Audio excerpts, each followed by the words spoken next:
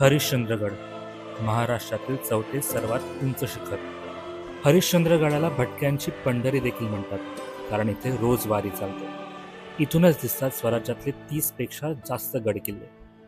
इथल्या तारामती शिखरावरून सूर्योदय पाहिला की छत्रपती शिवाजी महाराजांचा भास होतो आणि अभेद्य अशा कोकण कड्यावरून खाली पाहताच शरीर शहारून निघतं.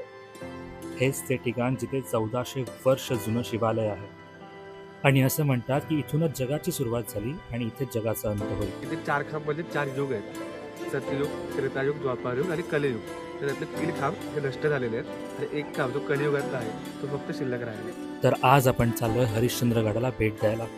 एक असा ट्रेक जो सगळ्यांनी केला पाहिजे, एक अशी वारी जी सगळ्यांनी अनुभवली पाहिजे. तर चला सुरू करूया आजच्या या प्रवासाला.